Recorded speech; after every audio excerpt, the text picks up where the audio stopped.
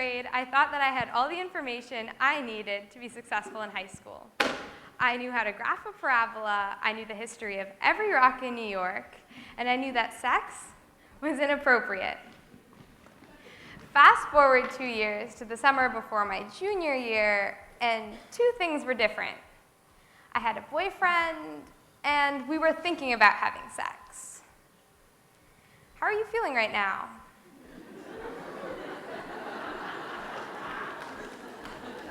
Looking around the room, some of you seem a little bit surprised that I'm admitting to you that I have a sex drive.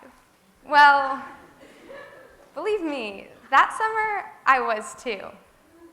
In 8th grade, sex was either a joke or an uncomfortable topic, so I had never envisioned it becoming a choice that I had to make, especially because the answer to the question of sex had always been an underinformed no. At first, I wasn't worried about having sex. All I needed was a condom, right? Well, the more I thought about it, the more I wasn't sure that I had all the information. I remembered learning some stuff in school, but the message that I remembered most was not about protecting myself, it was about abstinence. I wanted to have sex and do it safely, but my education did not prepare me for that. And although I had a good relationship with my parents, I was still a little nervous to go to them. I'm willing to bet that many of you have been in the same place that I was that summer. So why are we so surprised when I admitted that I have a sex drive? Well, sex has been taboo in America for centuries, even though it's a normal activity. Even after the 1920s and the 1960s sexual revolutions, people still have trouble even talking about the anatomy related to sex. Abstinence education does not help open up the conversation. Instead, it plants this taboo in our culture by teaching kids false or twisted information that scares and shames them into abstaining from sex. But the problem is, people need to know more about sex than just how to say no. People need to have enough information to make informed decisions for themselves throughout the rest of their lives. Sex is a life skill we do not learn in school. Any student in America could have an informed discussion with you about Odysseus' adultery, but if you ask them about sex, they'll react just like you did a few minutes ago. I'm not writing off abstinence as a contraceptive method, because for many high schoolers, it's the most logical lifestyle and birth control choice. But it needs to be taught alongside accurate information about all other forms of contraception. In 8th grade, we teach abstinence because students are probably not ready for sex, and we don't want them to have to deal with the consequences that can come from sex. But while this is a noble goal, we must recognize that we cannot make this decision for them. We can only help them make the best decision possible.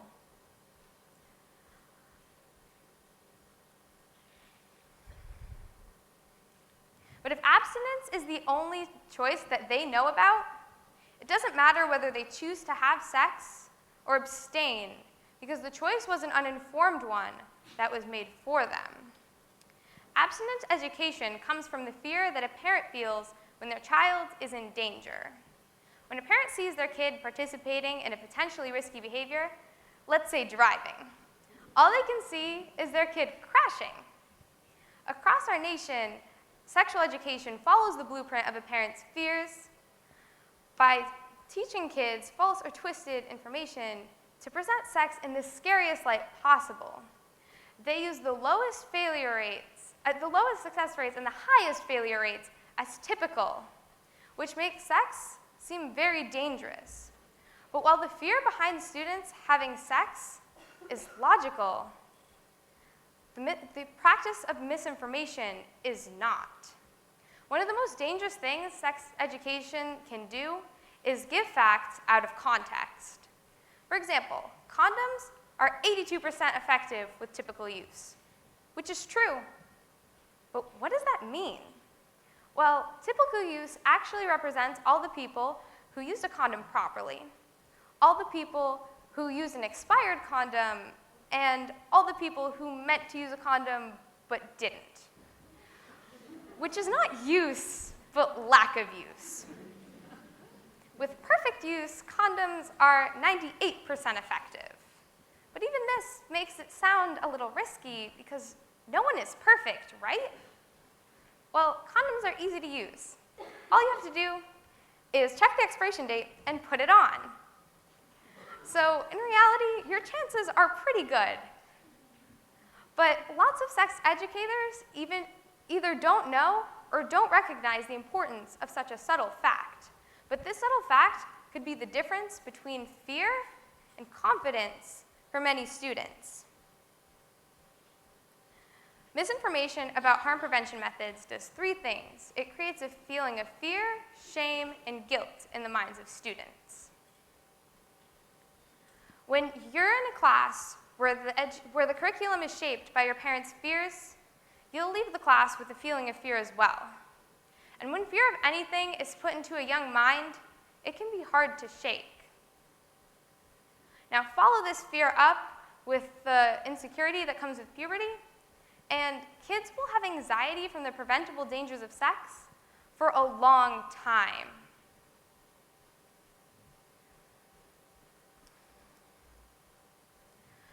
Puberty is a time in a child's life when they are having a lot more erotic thoughts, crushes, and anxiety about how other people see them, because their hormones are telling them that they are ready for sex. Now, imagine this. You're a kid, and you've just finished your 8th grade sex ed class. And you know that sex is a thing, but it's a risky adult thing like gambling.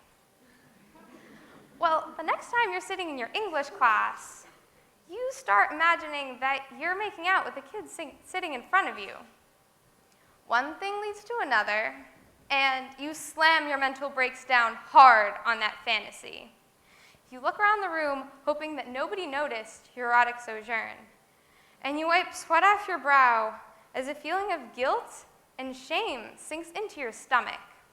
This is the result of the mixed messages that abstinence and puberty send students. The fact is that this method of sexual education doesn't even work. Scaring kids won't stop them from having sex, but it will lead them to making uneducated or uninformed decisions. There have been lots of studies on this topic, but take a look for yourselves. Out of the states with the top 10 teen birth rates, none of them require medically accurate information to be taught in sex ed classes. And 6 of them require that abstinence be taught, but not that students learn any information about contraception. The connection here is clear. Knowledge is power. And according to a study by the National Institute of Health, 60% of people have chosen to have sex by the end of high school.